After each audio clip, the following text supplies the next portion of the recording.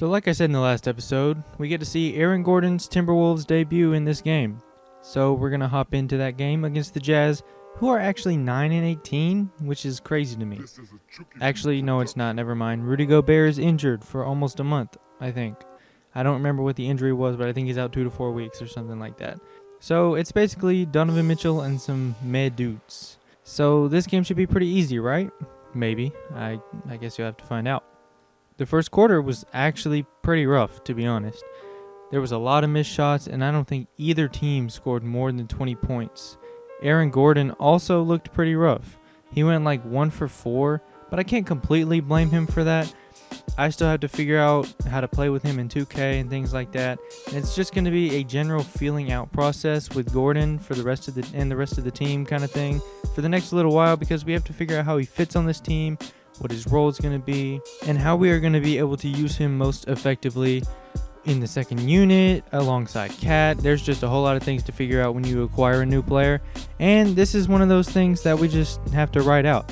Luckily, we're pretty early in the season still. We've only played like 29 games, so we have a long time to figure it out before we get to the playoffs, because I do think we'll be a playoff team. So once we get there, we should have this whole thing figured out for a while, honestly.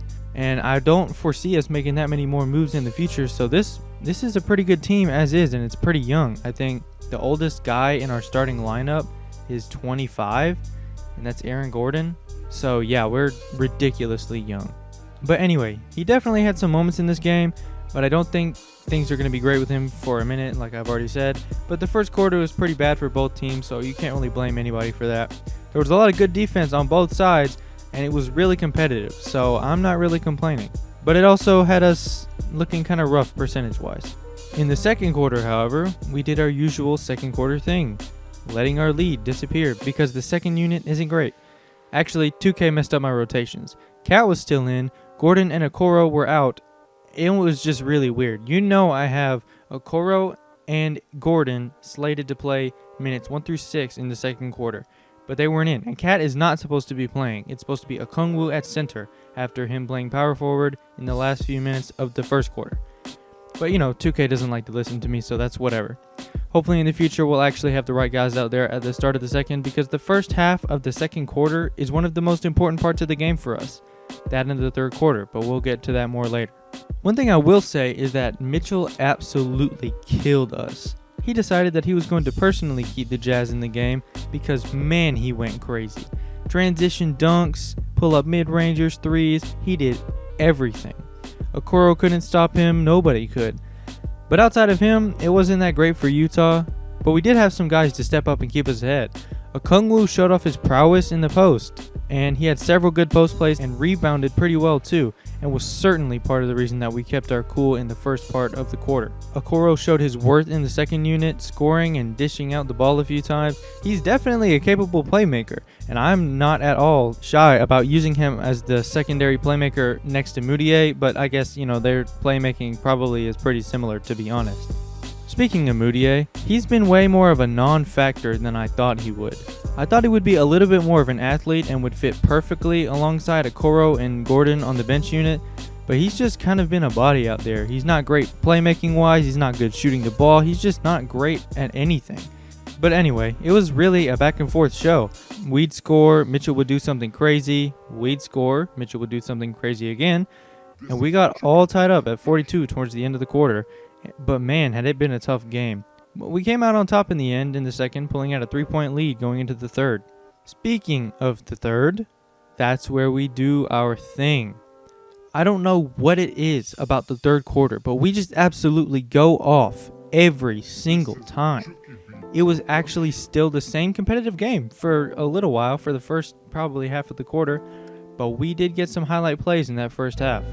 Okogie got an and one on Ingles, and Aaron Gordon showed off his athleticism by dunking all over Mitchell and Ingles for the and one. Oh, by the way, one of the pretty major weaknesses of Gordon's game is his free throws.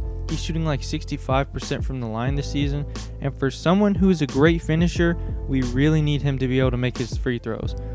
So we'll have to work on that in his training. But despite that, he did really well in the third, after being pretty much a non-factor in the first half. Cat also had himself a good game in the third, and sunned Tony Bradley, dunking on him after posting him up. This was when we really started to pull away. We actually got the connection I was long awaiting. The Okoro Gordon lob. It was as wonderful as I'd imagined, and after that, we just completely destroyed the Jazz. I don't know what it is. We just completely destroy anybody in the third. But I guess we've only played bad teams in the gameplay that we've seen. Besides the Bucks, who we beat by 1. I decided that maybe it was time to adjust the sliders even more, so I went into the sliders and bumped up stuff like offensive and defensive awareness, consistency, 3-point ratings, and other shooting stuff. I didn't go crazy anywhere, but I would like it to be way more competitive. I don't know, man. I don't want to turn it to Hall of Fame, but it's just crazy to me how we blow teams out like this. So I adjust the sliders and hope that they make some sort of run in the fourth to make the game competitive again. And, long story short, it didn't really happen. We went out by almost 30. And after the Culver dunk, I was like, okay, never mind. They're not coming back. Just forget it. It was my time to visit my old friend Simcast again and end the suffering that is known as this game. And as you can see, we held the Jazz to 11 points in the third quarter and never allowed them to score 30 points in a quarter. Actually, the highest they scored was 24. Are we really that good at defense? It's got to be because they aren't that good of a team, right? It would be crazy if we were actually that good on defense. I mean, we did get a lot of blocks and steals and stuff. But anyway, here's the box score. As you can see, our big men did their thing in this game. I guess missing the reigning defensive player of the year is kind of important for the Jazz's defense. Speaking of which, well, I guess not really, but Cat had 5 blocks. Gordon had 2, Okongwu had 3. Oh yeah, Gordon. I told you he was good in the second half. He finished with 18 and 12 with 2 blocks and shot some pretty good percentages while also grabbing 2 offensive rebounds. Like I said before, we like to get the free throws up, but 5 per 7 is pretty good. I'll take that. I'm not sure if you've noticed or not, but I haven't mentioned D'Angelo at all in this video. That's mainly because he was kind of doo-doo. Him and Beasley both. He did get 4 steals though, so that's cool, I guess. Beasley was also pretty awful, shooting 3 for 11, but at least he had 5 assists and no turnovers. Either way, we had a dominating win, so I don't really care all that much. I mean, just take a look at the team comparisons. We killed them. We held them to sub 35% shooting and absolutely killed them in the paint, scoring well over half our points from there. They never led in this game, actually, and our highest lead was 33. Our bench was really good too, and either way, it was a good game for the team, and Aaron Gordon was also good. So I think this team is really coming along. We'll more than likely make the playoffs, barring some terrible injury, and this win moved us to 17 and 12. Anyway, great game, good team, and I am really excited to see what this team can do in the future.